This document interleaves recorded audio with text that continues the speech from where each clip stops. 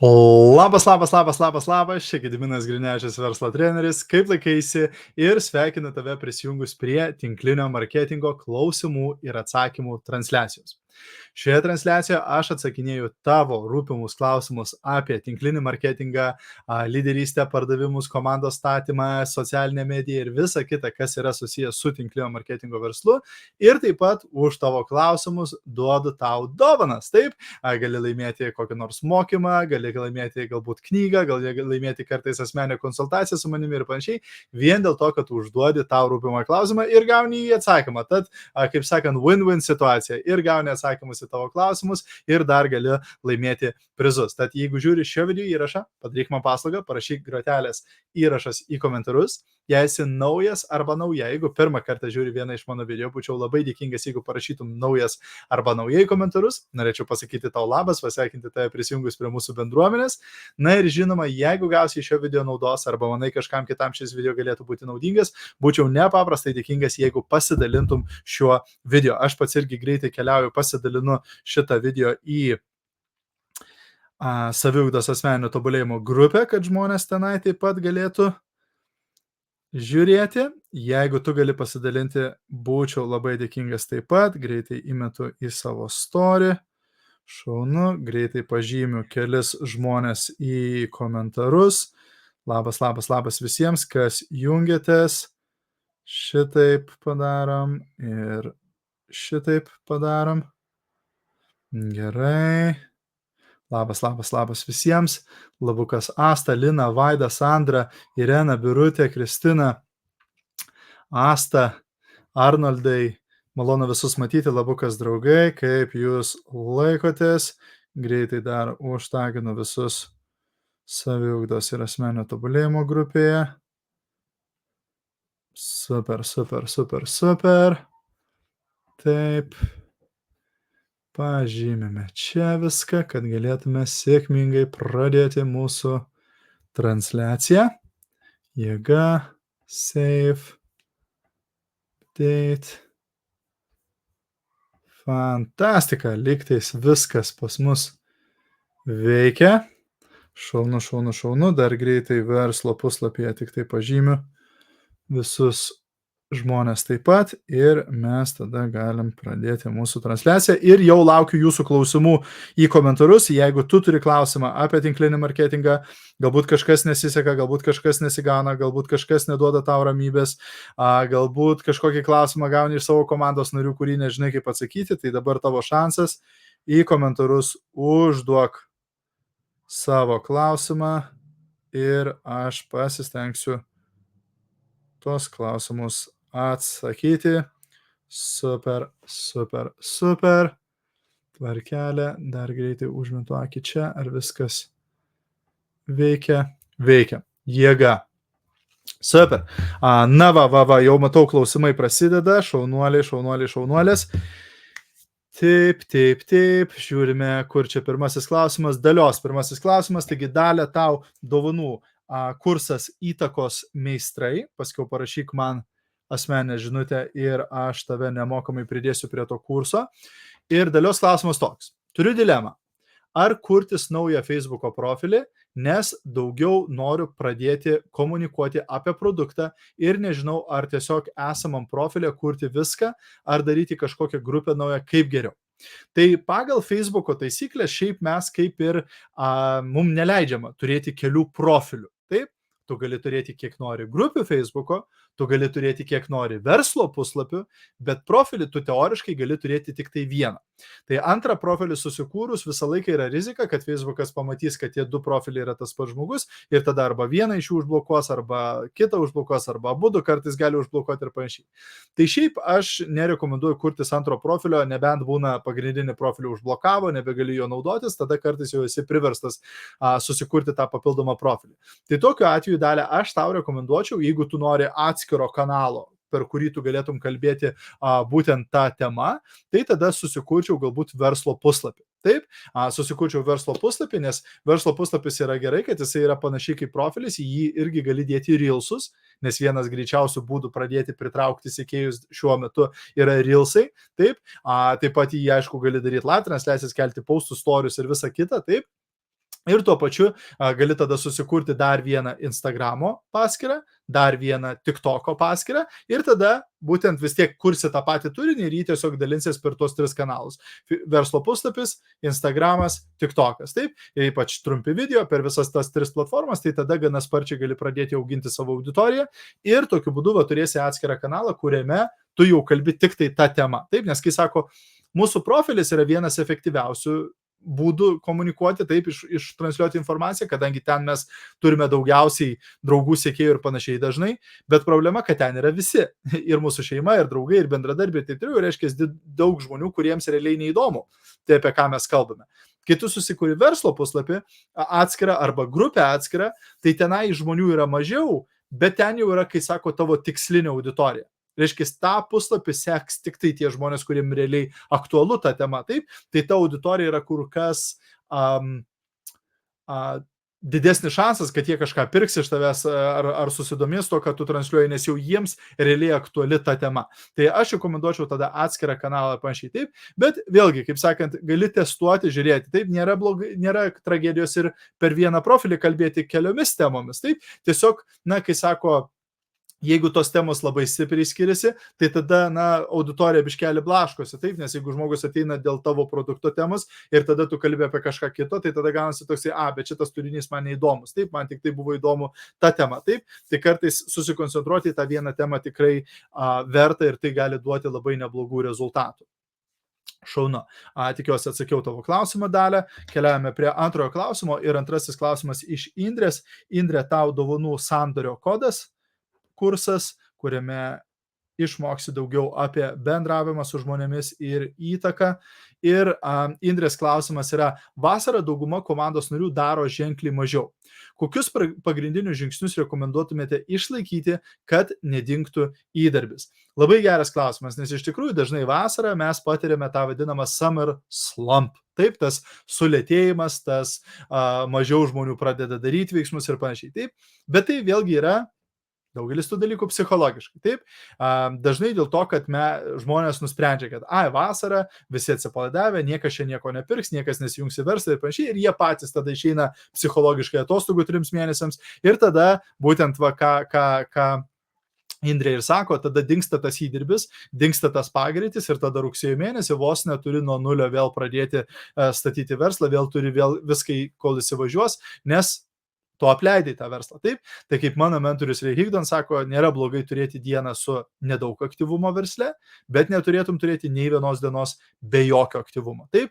Tai man asmeniškai nesvarbu, ar vasara, ar žiema, ar kalėdos, ar nauji metai, ar mano gimtadienis, ar panašiai, nebus tokios dienos, kad aš nieko nepadaryčiau savo verslui, taip? Ypač kai eina kalba apie socialinę mediją ir panašiai, taip? Juk dažnai kelias sekundės užtrunka pasidalinti postą, kurį tu buvai įkėlusi arba įkėlęs prieš metus laiko ar panašiai, taip? Ar kelias sekundės užtrunka įkelti reelsą, kurį tu jau nusifilmavęs iš anksto esi ir panašiai. Tai tikrai, jeigu mes statom verslą protingai, mes galime turėti daug laisvo laiko, galime mėgauti savo gyvenimu, bet vis tiek socialiniai medijai būti nepaprastai aktyvus ir panašiai. Taip, tiesiog reikia šiek tiek pasiplanuoti ir taip toliau. O jeigu eina kalba tiesiog apie tinklinio marketingo verslą, tai vasaros mėnesiais, tai aš tikrai palaikyčiau tą aktyvumą. Taip, visų pirma, aišku, socialiniai medijai būčiau matomas. Taip, tai sakyčiau, vis tiek socialiniai medijai bent jau kartą per dieną mes tikrai turėtume kažkokį turinį kelti. Aš rekomenduočiau, aišku, daugiau negu kartą per dieną kelti, taip. Ir žinoma, palaikyti pardavimus, palaikyti komandos statymą, nes tai yra 2 pagrindiniai dalykai, ką mes darom. Taip, reiškia, komandos statymas ir produkto pardavimas. Taip, tai tikrai komunikuočiau su savo klientų baze reguliariai, komunikuočiau su savo potencialiais verslo partneriais, palaikyčiau ryšį su jais, aišku, su esama komanda komunikuočiau, palaikyti ranką ant pulso. Taip, ir tu kaip lyderis turėtum būti aktyvi visą vasarą, o savo komandos nariams galbūt suprantant tai, kad galbūt jie nebus tokie aktyvus ar panašiai, tai duoti kažkokius tai paruoštukus, kažkokias tai idėjas, galbūt kartą per dieną arba kelis kartus per savaitę ar panašiai, kad jie tiesiog galėtų tai pasinaudoti savo socialinį mediją. Ir žinoma, labai svarbu pačiam kaip lyderiui nenusiteikti, kad visi atostogauja, visi ilsisi, niekas nedirbs ar panašiai, nes jeigu tu tai nuspręsi, taip ir bus. Bet realiai iš samdomo darbo, kiek žmonės gauna atostogų? Dažniausiai 2 savaitės, taip? Viskas, 2 savaitės gauna, visą likusią vasarą žmonės dirba samdomam darbe. Tai priimti tą sprendimą, kad mano visa komanda visą vasarą nedirbs, na, tai yra labai ribojantis įsitikinimas, nes taip iš tikrųjų nėra.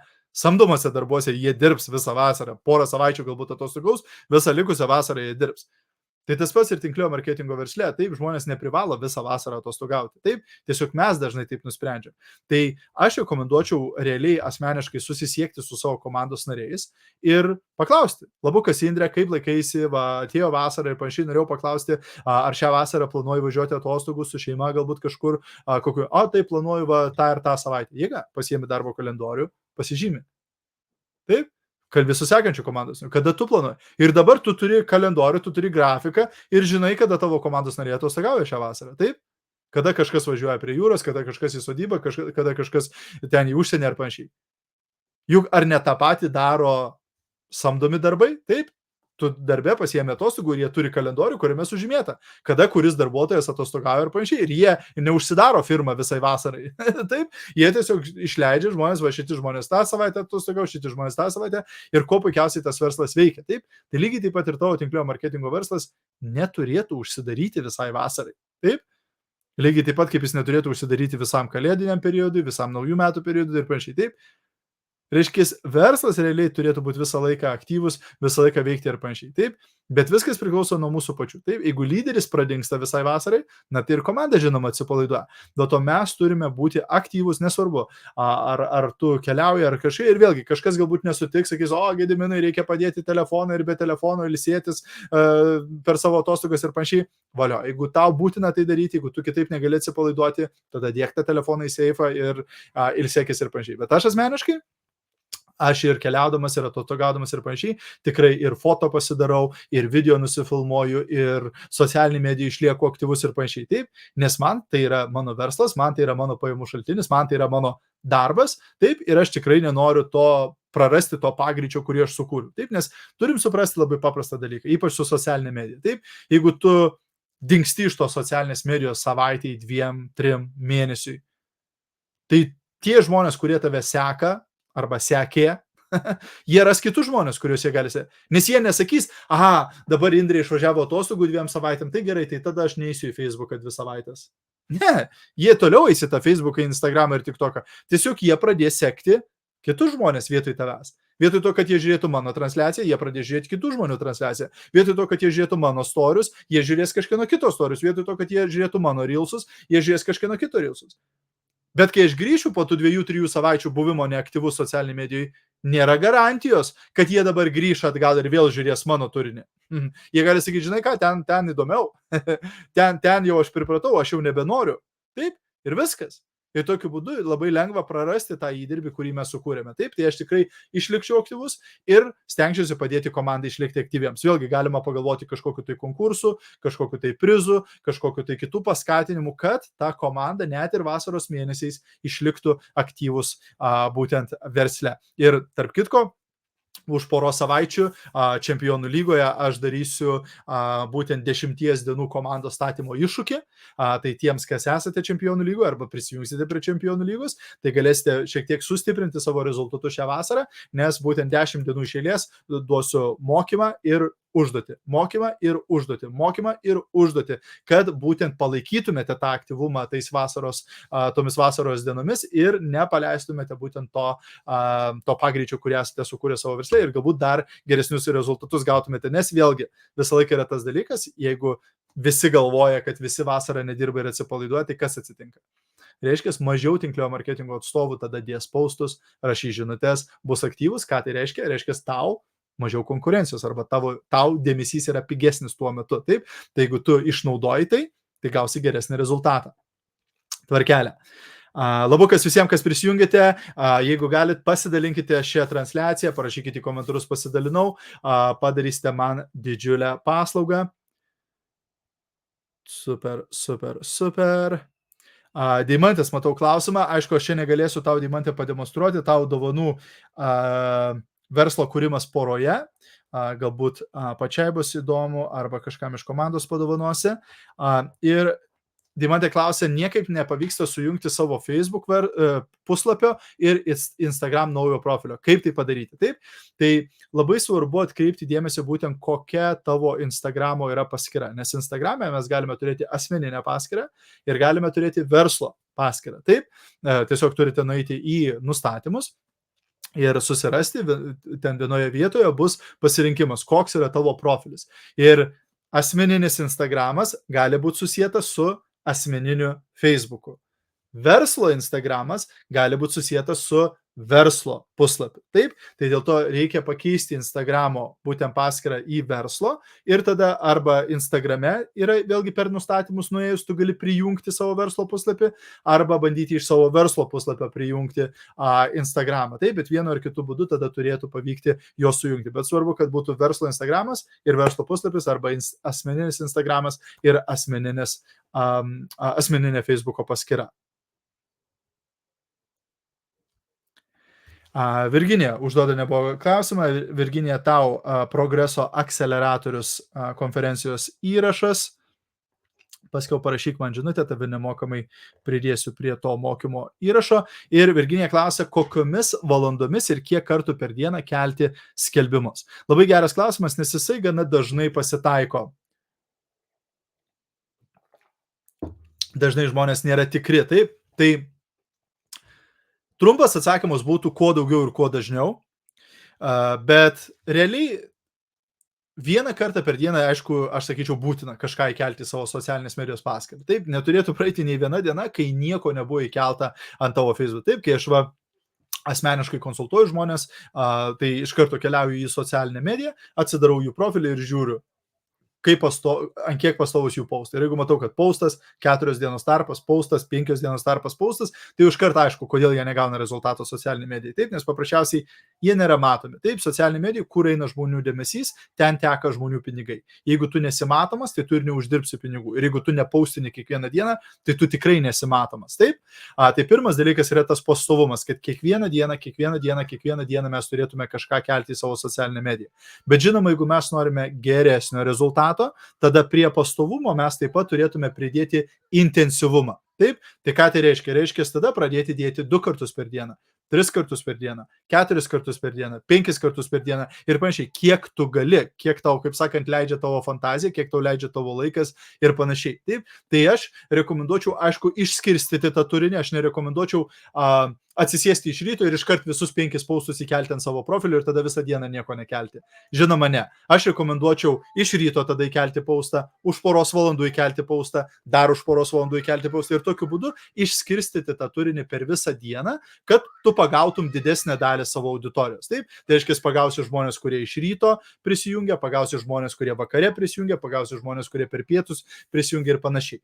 Ir vėl, aš, pavyzdžiui, keitaliočiau turinio tipą taip pat. Taip, pavyzdžiui, sakykime, pirmas paustas gali būti, sakykime, nuotrauka su tekstu. Antras paustas galbūt reelsas. Trečias paustas, pavyzdžiui, vėl nuotrauka su tekstu. Ketvirtas paustas galbūt live transliacija. Penktas paustas galbūt kažkoks tai tenai paveikslėlis vėl ar panašiai taip, kad nebūtų iš vien lygiai toks pat turinys. Taip, nes vėlgi kažkam patinka labiau žiūrėti video, kažkam patinka labiau skaityti tekstą, kažkam patinka galbūt labiau gyvai su tavim bendrauti. Taip, tai jeigu tu skirtingus turinio vienetus išnaudosi, tada tu vėlgi daugiau auditorijos užgriebsi, daugiau dėmesio pagausi. Taip, ir žinoma, nepamiršti storius taip pat kelti, nes storiai irgi yra labai svarbu. Taip, tai nekelčiau paustų dažniau negu kas valandą, nes tada tavo paustai vienas su kitu pradeda konkuruoti dėl žmonių dėmesio, o tai kaip sakant, bevertis dalykas, neapsimoka to daryti. Taip, tai, sakykime, tu gali kas valandą kelti, tai tu per dieną 12 paustų gali kelti. Taip, tai retas, kuris iš jūsų turbūt įkeliate 12 turinio vienetų per dieną. Taip, bet kas valandą, kas 2, kas 3 valandas galima išsiskirstyti tos paustus, pasiplanuoti, taip, ir kuo puikiausiai tada būti labai aktyviu socialiniai medijai, daug to dėmesio, kaip sakant, pritraukti ir tokiu būdu tada turėsime daugiau pokalbių, daugiau pardavimų, daugiau registracijų į komandą. Taip, Irena Jarmalavičienė užduoda klausimą. Irena, tau galingas metų startas įrašas. Paskiau parašyk man, pridėsiu tave prie šitos konferencijos įrašo. Tai yra 12 valandų konferencija. ir Irena užduoda klausimą. Daug kalbama apie tai, kad norint, jog žmonės pirktų iš tavęs, reikia duoti daug vertės. Kaip sukurti tą vertę? Kartais jau nebežinau, ką ir kaip dalinti savo profilyje, grupėje ir taip toliau. Jei ir pasidalinu kokią naudingą informaciją, atrodo niekam tai neįdomu. Pakomentuoja arba palaikina komandos merginos tik. Labai muša motivacija tai. Ar čia reikia didesnio įdirbio ir laiko, kad auditoriją užsiauginti? Tai taip ir dar kartą taip. Tai pirmas dalykas, prieš pradedant, kaip sakant, kalbėti apie vertę, tai yra mūsų požiūris. Taip? Reiškia, mes turime turėti ilgalaikę viziją ir neturėti priklausomybės greitam rezultatui. Nes va būtent, ką Irena čia dalinasi, daug žmonių su tokia emocija meta verslą ir nustoja dirbti socialinį mediją, nes aš dedu ir nieko neįvyko. Taip? Tai aš atsimenu, kai aš nusprendžiau daryti live transliacijas kiekvieną dieną, tai aš tai nusprendžiau įkvėptas savo mentoriaus, Ray Higdon, kuris ženkliai už mane protingesnis, turtingesnis, sėkmingesnis ir panašiai. Ir atsimenu, kai aš klausiau jo istoriją, jisai pasidalino, kad kai jisai nusprendė daryti video kiekvieną dieną, jisai nusprendė daryti video 2 metus, kiekvieną dieną įkelti video 2 metus, 365 plus 365, taip, reiškia 720 dienų nusprendė tai daryti, 730 dienų, net jeigu negautų rezultato. Ir mes kalbam apie žmogų, kuris yra daug kursų praėjęs, uždirbęs didelius pinigus, sėkmingas žmogus, protingas ir taip toliau. Ir jisai buvo pasiruošęs dėti video kasdien 2 metus, net jeigu nebūtų rezultato. Tai kai aš paklausiau jo, galvoju, jis už mane ženkliai protingesnis, tai aš irgi noriu daryti live transliaciją kiekvieną dieną, bet aš tada darysiu 5 metus, 4 metus. Net jeigu negaučiau rezultato, nežinau, kad galiausiai aš gausiu tą rezultatą. Taip? Nes mes žinom, kad jeigu tu duodi pastovi vertę, tu gauni tą rezultatą. Taip? Bet tokiu būdu kas atsitiko? Aš neturėjau priklausomybės rezultatui. Mano pirmosios live transliacijos būdavo 3 žiūrovai, 4 žiūrovai, 5 žiūrovai, kartais 1 žiūrovas, kartais jokių žiūrovų. Darau transliaciją ir 0. Ta prasme, aš matau, kad niekas nežiūri to laivo, bet aš vis tiek šneku, aš vis tiek su entuziazmu, aš vis tiek su energija, aš vis tiek dalinuosi naudingais patarimais, nors niekas nežiūri. Bet manęs tai nejaudino. Dėl to, kad aš turiu ilgalaikę viziją ir aš žinau, kad jeigu aš duosiu naudą, vertę, duosiu įdomų turinį, pastoviai tai darysiu, anksčiau ir vėliau aš pritrauksiu tą auditoriją, kuriems tai aktualu. Taip? Ir šiandien mano auditorijai per mano profilį, verslo puslapį ir grupę 70 000 žmonių, virš 70 000. To nebuvo prieš 5 metus. Taip? Visą tai sukūriau per tuos kelis metus. Kas iš jūsų norėtumėte turėti 70 000 žmonių auditoriją? Bet reikia visų pirma neturėti tos priklausomybės rezultatui. Taip, kad 3 dienos praėjo ir dar aš nieko negavau. Taip, tu tiesiog turėti duoti tiek daug vertės, kaip aš sakau, būk toks geras, kad tavęs būtų neįmanoma nepastebėti. Duok tiek daug vertės, kad būtų neįmanoma tau negauti rezultato. Taip? Tai visų pirma, turim turėti tą gerą požiūrį, nes jeigu mes kiekvieną dieną save niurgdysim žemyn, kiekvieną dieną pyksim, kiekvieną dieną liūdėsim, kiekvieną dieną depresuosim, tai su tokia energija nieko nepritrauksi. Su tokia energija tu tik atbaidysi žmonės. Taip? Nes tai, ką tu galvoji, tai tu manifestuoji savo gyvenimą. Taip? Tai jeigu tu pastoviai savimi abejoji, tu pastoviai ieškai, kodėl blogai, kodėl neveikia, kodėl taip toliau, tai tu tik tai dar daugiau problemų savo sukuri ir tu tik dar labiau atbaidai tos rezultatus. Tai pirmas dalykas. Taip? Labai labai svarbus mūsų požiūris. Tada kaip tą vertę sukurti? Ir, draugai, šiame amžiuje technologijų tai nėra problema. Taip? Reiškia, jau tau nebereikia eiti į biblioteką ir įsitraukti enciklopediją Britanniką. Taip? Tai faktas tas, kad visų pirma, tu turi pasirinkti savo nišą, savo temą. Taip? Kokia tema tu nori būti žinomas arba žinoma. Taip? Kokia tema tu nori, kad žmonės, kad tavo vardas taptų sinonimas su ta tema. Man ta tema buvo tinklinis marketingas. Taip, kai aš nusprendžiau, kad aš noriu daryti mokymus visoms tinklinio marketingo kompanijoms, kelti tinklinio marketingo reputaciją, padėti žmonėms dirbti sąžiningai, draugiškai, etiškai ir efektyviai, tai mano misija tapo padaryti taip, kad mano vardas, kad Gediminas Grinečius taptų sinonimas su tinklinio marketingo mokymais. Kai kažkas rekomenduoja kažkam tinklinio marketingo mokymus, kad vienas iš vardų būtų mano, kurį jie parekomenduos. Vienas iš žmonių būčiau aš, pas kurį jie norės ateiti ir įsigyti mokymus ir panašiai. Taip, reiškia, mano misija tada tapo išpompuoti tiek daug turinio, duoti tiek daug vertės, duoti tiek daug patarimų, šita tema, tinklinio marketingo tema, taip, verslas, tinklinis marketingas, saviugda, taip jau viskas, kas susiję su mūsų verslu, kad tau taptų neįmanoma nesužinoti apie mane, jeigu tu užsiemi tinklinio marketingu. Kad tau taptų neįmanoma pirkti tinklinio marketingo mokymus ir neatsimušti į mano tinklalapį ir panašiai. Taip, kad manęs visur pilna pasidarytų. Taip, toks mano buvo tikslas. Sakysi, o tai kaip man dabar tai panaudoti? Ok, jeigu tavo tema yra sveikata, lieknėjimas, ar tavo tema yra grožis, kosmetika, veido priežiūra, odos priežiūra, ar tavo tema yra plaukai, plaukų priežiūra ir panašiai, tavo tema galbūt yra maisto gaminimas, indai ten panašiai, ar tai draudimas, ar tai nekilnojamas turtas, kas tai bebūtų. Tu žinai savo temą, taip, tavo produktų tema yra tavo niša, taip, reiškia, tu ją nori užkariauti, reiškia, tu turi tą temą ir sukurti tiek daug turinio, kad taptų neįmanoma apie tave nesužinoti. Ir nesvarbu, kurią iš tų temų tu turi, sakykime, tavo tema sveikata ir lieknėjimas, svorio metimas ir panašiai, galbūt tavo kompanija pardavė ne maisto papildus, lieknėjimą ir panašiai. Kiek galima turinio sukurti apie sveikatą ir lieknėjimą? Milijardą. Ta prasme, neįmanoma išsekinti tos nišos. Taip? Reiškia, tiek yra idėjų ir panašiai. Taip? Tai vienas dalykas, užsirašykit, labai geras yra tinklalapis, kur galite rasti labai daug vertingų temų, naudingų temų, labai greitai ir paprastai, labai geras tinklalapis, būtinai užsirašykit jį Google.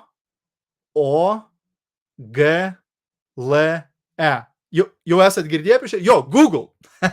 Nueini į Google ir įrašai patarimai sveikatai, patarimai lieknėjimui, patarimai mitybai, patarimai sportui, patarimai mankštai. Ir tu rasi tiek straipsnių, video, postų ir panašiai, kad tau dūmai iš ausų rūks. Taip?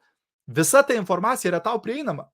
Jos nereikia su žiburiu ieškoti. Taip? Imi tą straipsnį, perskaitai ir iš to padarai postą, iš to padarai video. Taip?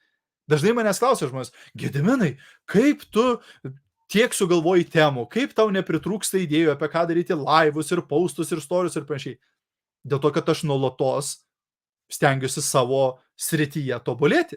Aš nuolatos skaitau knygas, dalyvauju mokymuose, seminaruose, kursuose ir panašiai. Reiškia, man pastoviai ateina naujos idėjos, o apie šitą galiu video padaryti, o apie šitą galiu postą parašyti, o apie šitą. Ir per 5 metus aš dar nepritrūkau idėjų. Ir aš jų turiu, čia ne per seniausiai atsispausdinau savo telefone turiu kaip notes užrašą, kur dedu visas temas. Pavyzdžiui, kažkokį video žiūriu, gera idėja, ir užsirašau tą temą į telefoną. Ir ne per seniausiai sakau, Ritai, žinai, sunku ten scrollinti, nes tų temų ten gana daug, sakau, davai aš atsispausdinsiu visas tas temas, kad turėčiau jas fiziškai ir galėčiau vartyti tos lapus ir rasti temas, kuriomis vėlgi galiu pasidalinti kažkokį reelsą padaryti ir panašiai. Tai aš atsispausdinau tas temas. Dar vieną knygą galiu išleisti vien tik tai. Ir čia yra tūkstančiai per tos 5 metus užsirašytų temų, taip? Beskaitant kažkokią knygą, bežiūrint kažkokį video, beklausant kažkokį tai audio knygą, bežiūrint kokį tai podcastą, ar tenai kažkokį tai TikToką, ar taip jau. Taip, reiškia, tikslingai tada tu turi vartoti turinį savo nišoje, kad tau nepritrūktų tų idėjų. Nes jeigu aš pasirenku, mano tema yra plaukai, aš pardavinėju šampūnus, tai mano tema bus plaukai, bet aš nesidomiu apie plaukus, neskaitau knygų apie plaukus, nežiūriu video apie plaukus, neseku jokių žmonių, kurie kalba apie plaukus ir panašiai. Blemba, iš kur rasti to turinio? Tai ką tu čia veiki? Jeigu tu esi profesionalas savo srities, tai tu turi ir tobulėti. Elektrikas nuolatos domisi apie elektriką, taip, teisininkas nuolatos domisi apie naujus įstatymus, kuriuos išleidžia, medikas nuolatos domisi apie naujas vaistus, ligas ir panašiai, kurias atranda ir panašiai, taip. Tai taip ir tu turi būti profesionalas savo srityje ir nuolatos domėtis tą sritimi. Jeigu tu tai darysi, neįmanoma tau pritrūkti turinio, taip. Antras tinklalapis, ne toks kaip pirmas Google, taip. Antras tinklalapis ChatGPT. Kas iš jūsų jau naudojatės ChatGPT? Tu gali nueiti į ChatGPT ir parašyti. Parašyk man postą apie 5 patarimus, kaip greičiau sulieknėti. Parašyk man postą su 7 patarimais, kaip ko nevalgyti rytais. Ir ChatGPT, kadangi jis jau surinkęs visą informaciją iš interneto, tau parašys postą. Tau tai reikia padaryti copy, paste. Taip? Arba paimi tą postą ir iš to padarai video. Sveiki draugai, šiandien su jumis pasidalinsiu 7 patarimais, ko nevalgyti iš ryto. Pirmas patarimas, Antras patarimas, come on. Tu jau žinai, ką reikia daryti, Irena. Ir visi, kiti, kas žiūrite ir turite šitą pasiteisinimą, taip, tu jau žinai, iš ko daryti turinį. Tu gali padaryti 5 postus per dieną, 5 reelsus ir dar 2 live transliacijas, jeigu norėtum. Taip, bet jeigu mes ieškom pasiteisinimų, na, tada mes visą laiką rasim tokį, kuris mums patiks. Taip, ir tai turime daryti kuo daugiau, taip, kol tu tiek pasidalinsi tos vertės, kad žmonės žiūrėsi tave kaip į ekspertą. Mane pradėjo vadinti tinklinio marketingo ekspertas. Aš nesu tinklinio marketingo ekspertas. Yra žmonių, kurie už mane daugiau uždirba tinklinio marketingą, kurie turi didesnės komandas negu aš, kurie daugiau pasiekia negu aš ir taip jau. Bet aš galbūt daugiausiai vertės pasidalinau. Taip, nes daugelis pas save tą informaciją laiko. Aš pradėjau ją dalintis ir duoti ją visiems. Taip. Ir pradėjau mane vadinti ekspertas, guru, taip toliau. Taip. Ne aš guru, ne aš ekspertas, bet jeigu apie taip apie mane galvoja, super, man tai naudinga, taip, nes aš tampu tas žmogus, į kurį žmogus kreipiasi, kai turi klausimą šitą temą, taip, tai lygiai taip pat ir tu nori tapti būtent tas go-to žmogus, į kurį žmonės kreipiasi, kai jie turi klausimą arba problemą tavo nišoje, taip. Tai va, toks būtų atsakymas į tavo klausimą, Irena. Vaida, matau, toliau užduoda klausimą. Vaida, tau dovanų verslo proveržio diena. Konferencijos įrašas, vėlgi 12 valandų konferencija. Manau, kad gausi daug naudos. Ir Vaida klausia, atsiranda žmogus, susidomėjęs verslo galimybę, visko išsiklausinėja ir jau nusiunčiu registracijos nuorodą. Paskutinis klausimas iš žmogaus, kuriame lygyje esate. Atsakau ir tada viskas tyla, jokio atsakymo. Kaip elgtis, kaip subtiliai atsakyti, kuriame lygyje esu, jei jis nėra dar aukštas. Wow, labai geras klausimas. Kas iš jūsų, parašykite 5 į komentarus, jeigu jūs jaudinatės dėl to, kad jūs dar labai daug neuždirbę esate tinklinio marketingo versle, kad jūs dar nepasiekę aukštos pozicijos, kad jūs dar negavę automobilio, kelionių ir panašiai, ir dėl to žmonės nesijungs į jūsų komandą. Parašykite 5. Aš žinau, kai aš pradėjau tinklinio marketingo versle, šitas dalykas man labai neduodavo ramybės. Jisai labai mane stabdė dažnai ir panašiai. Taip, ir vėlgi, jeigu mes taip galvojam, kad tai yra kliūtis, tai ir taps mums kliūtimi, taip.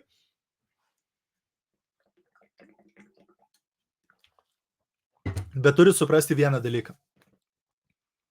Visi lyderiai jūsų kompanijoje, kitose kompanijose, kurie dabar uždirba 10 000 per mėnesį, gauna automobilius, keliones ir panašiai, visi jie pradėjo statyti komandą nieko neuždirbdami. Dar kartelį. Visi didžiausi lyderiai tavo kompanijai, kurie dabar uždirba didžiausias pajamas, gauna geriausias keliones, automobilius ir panašiai, jie pradėjo kviesti žmonės į verslą, dar patys nieko neuždirbdami ir būdami nuliniam lygyje. Visi be išimties. Niekas neatėjo į tinklinio marketingo kompaniją iš karto jau turintis komandą. Ir sakydami, aš Deimantas, junkis į mano komandą, aš esu menedžeris, aš esu prezidentas, Ne, visi atėjo ir pradėjo nuo nulio. Reiškia, čia kaip višta ir kiaušinis, taip? Kas buvo pirmas, višta ar kiaušinis? Be kiaušinio nebūtų vištos, bet be vištos nebūtų kiaušinio, tai kuris buvo pirmas, taip? Tai tas pats čia, jeigu tu negali kviesti žmonių, kol tu nebūsi pasiekusi aukšto lygio, o tu negali pasiekti aukšto lygio, kol tu neprikviesi žmonių ir neturėsi didelės komandos, tai gaunasi catch-22. Nei vienas, nei kitas negali vykti, nes be komandos tu negali pasiekti aukšto lygio, o be aukšto lygio dabar tu negali kviesti žmonių. Nesąmonė.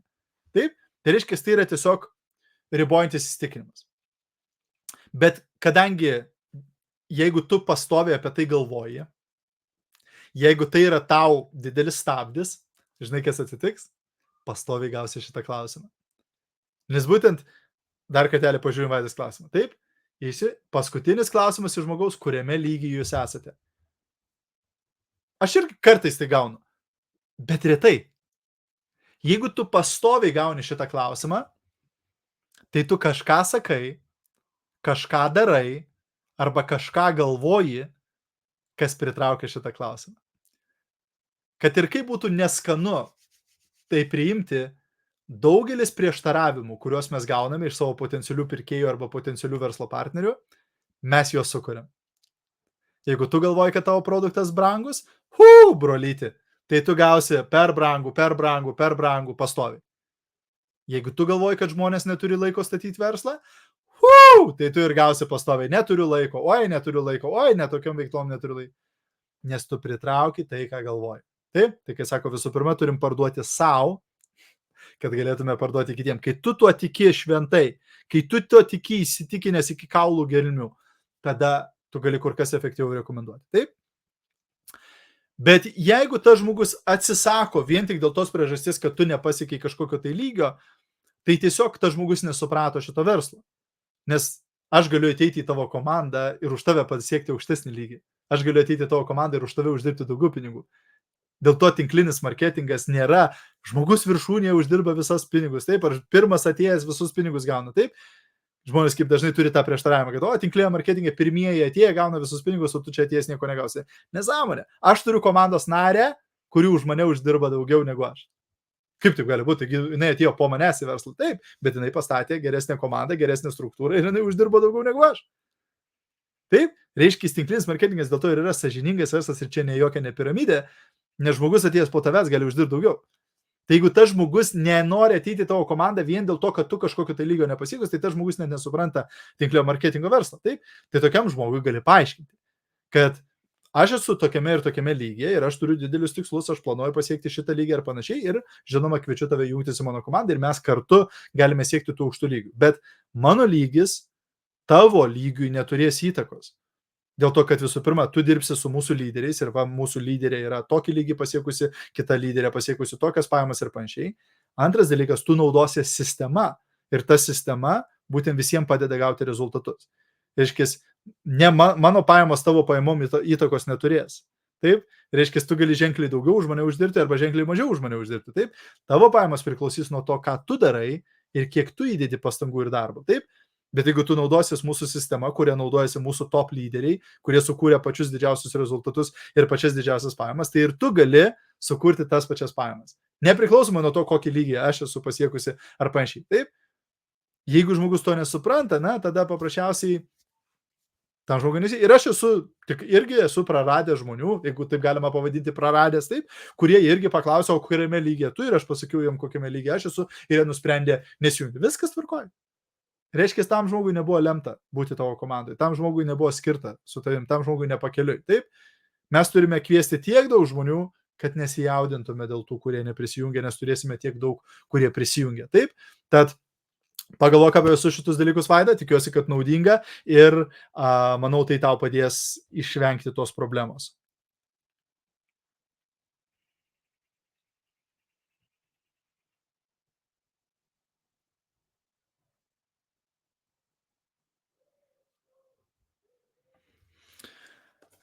Jolita užduoda neblogą klausimą. Jolita, tau dovanų magnetinis lyderis kurso įrašas.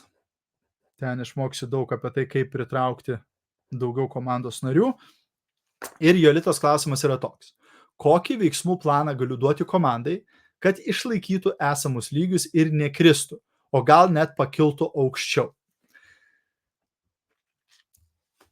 Šitas klausimas yra toks pat klausimas, kaip sakyti, kokius vaistus duoti visiems ligoninės pacientams, kad visi būtų sveiki?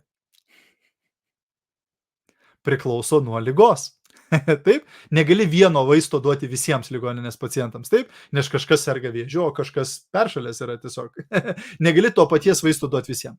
Lygiai taip pat ir savo komandai. Negali duoti visiems kažkokios paklodės vieno veiksmų plano ir tikėtis, kad jie visi išlaikys savo lygį ar kils į viršų, taip, nes viskas priklauso, kokiame lygyje jie yra, kokį lygį jie nori pasiekti, kaip greitai jie nori jį pasiekti, taip. Tai geriausias variantas yra su kiekvienu iš tų žmonių kalbėti asmeniškai ir išsiaiškinti, Jolita, kiek tu norėtum uždirbti, kokį lygį tu norėtum pasiekti, kaip greitai tu norėtum pasiekti tą lygį, o kiek realistiškai laiko tu gali skirti per dieną, per savaitę ir panašiai. Ir tada Jolitai sudėlioti veiksmų planą pagal jos tikslą. Nes įsivaizduok, jeigu aš turiu 2 komandos narius. Vienas nori uždirbti 300 eurų papildomai per mėnesį, kitas nori uždirbti 30 000 eurų per mėnesį. Ir dabar aš jiem abiem duosiu tą patį veiksmų planą. Koks šansas, kad jie abudu gaus norimą rezultatą?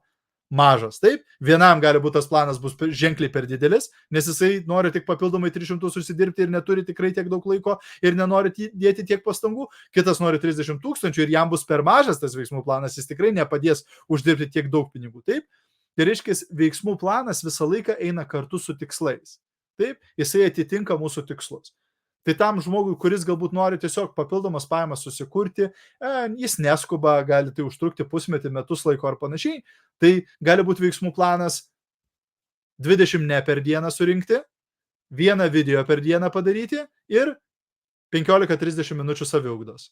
Taip, minimalus veiksmų planas. Taip, reiškia, tokį veiksmų planą gali visi daryti, net ir tas, kuris dirba 12 valandų per dieną samdomam darbe, net ir tas, kuris turi 5 mažus vaikus, net ir tas, kuris studijuoja, net ir visi gali gauti 20 ne per dieną, visi gali 1 video įrašyti per dieną, galbūt reelsą, galbūt live transliaciją jau čia pasirinktinai ir 15-30 minučių saviugdai skirti.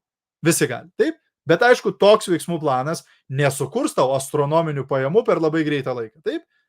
Bet galbūt kitas žmogus sakys, aš noriu greitai ir daug, taip? Tai tam žmogui tu duosi veiksmų planą, kuris bus galbūt ženkliai didesnis, taip? Būtent naujoje knygoje Tinklinės rinkodaros vadovas, kurią paspaudiančios nuorodos galite įsigyti, plus priedo prie šitos knygos gausite nemokamą bilietą į gyvą renginį Kaune, kur pasidalinsiu, kas veikia dabar tinkliojo marketingo versle, ir gausite 99 eurų vertės kursą Nesustabdomas pasitikėjimas savimi ir aukšta savivertė. Taip, šita knyga jau spausdinama ir tuoj bus siunčiama. Taip, tad jeigu dar neturi savo kopijos, spausk nuorodą šio video aprašyme, ten rasi informaciją. Ir paskutinėme šios knygos lape aš padariau kasdieninį veiksmų planą. Ir va čia yra planas jau žmogui, kuris nori ženkliai efektyviau dirbti, taip? Kur kas daugiau veiksmų, taip? Čia jau yra ilgas sąrašas, taip? Ir žinutės Facebook'e, ir live transliacijos, ir story, ir reelsai, ir postai, ir grupėse postai, ir Instagram'e darbas, ir TikTok'e darbas, ir emailas, ir telegramas. Čia jau yra ženkliai didesnis veiksmų planas, taip? Žmogui, tokiam kaip aš, kuris nori didesnių rezultatų. Taip? Tai viskas priklauso nuo to, kokio rezultato nori tavo komandos narys, kokį lygį nori išlaikyti arba į kokį lygį nori pakilti. Taip? Ir pagal tai mes tada tam komandos nariui sudėliojam veiksmų planą. Taip pat turim išsiaiškinti, ką tas žmogus pasiruošęs daryti. Taip? Aš galiu tau sakyti, viskas, dabar Julita daryk live transliacijas kiekvieną dieną. Bet tas žmogus turi totalią baimę viešajam kalbėjimui, visiškai bijo save rodyti ir jokiais būdais nedarys to. Tai aš galiu tau duoti tą užduotį, bet tu vis tiek jos nedarysi.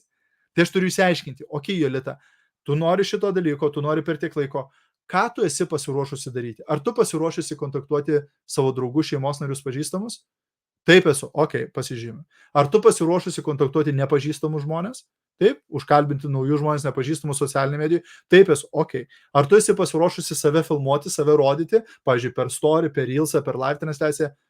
Taip aš esu, ne aš nesu, okei. Ir aš tada pagal tai galiu sudėlioti tau veiksmų planą, taip? Bet jeigu aš nieko apie tave neišsiaiškinu ir ateinu ir sakau, sveiki visa komanda, mano 500 ar 5000 ar 50 000, taip, štai veiksmų planas jums visiems. Ir jis padės jums visiems pasiekti jūsų tikslus. Taip nebus.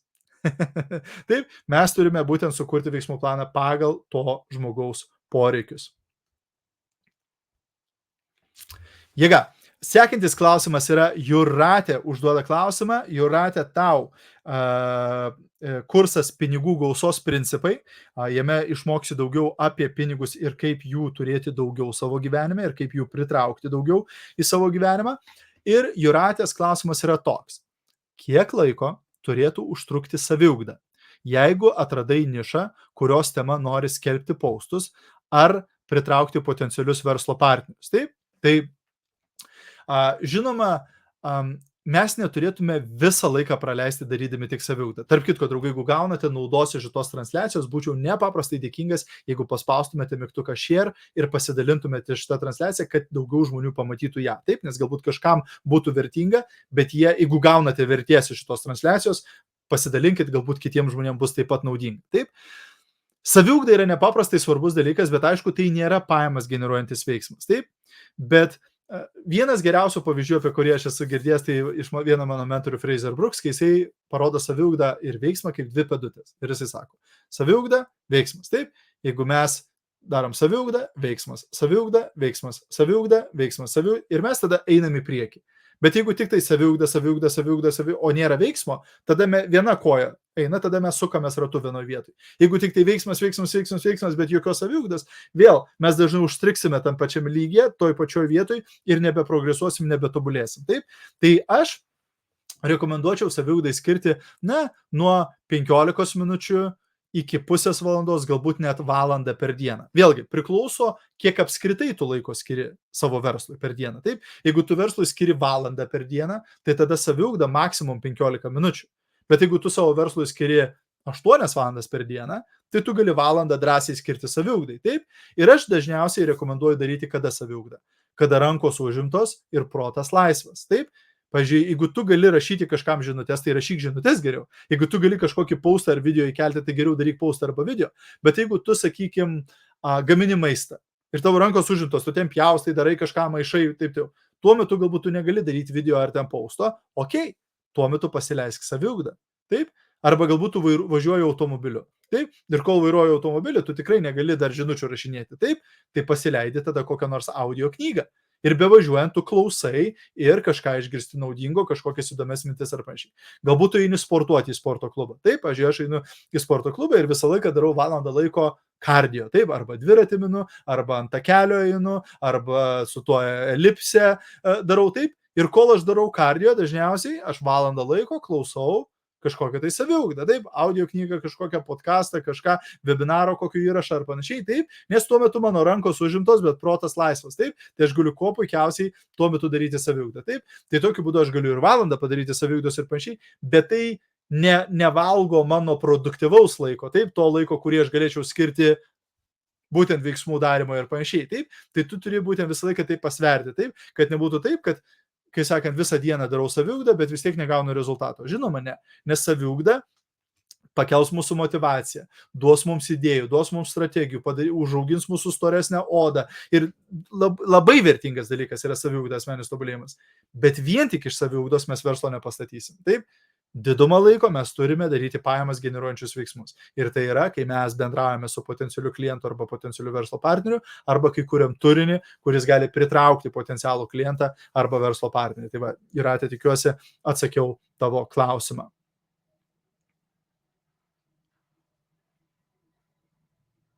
Va, ir Živilė sako, labai palengvina turinio kūrimui dirbtinis intelektas. 100%. Jeigu gali kažkas už tave parašyti postą, jėga. Džiaugiuosi, kad naudinga, Virginija. Super. Tvarkelė.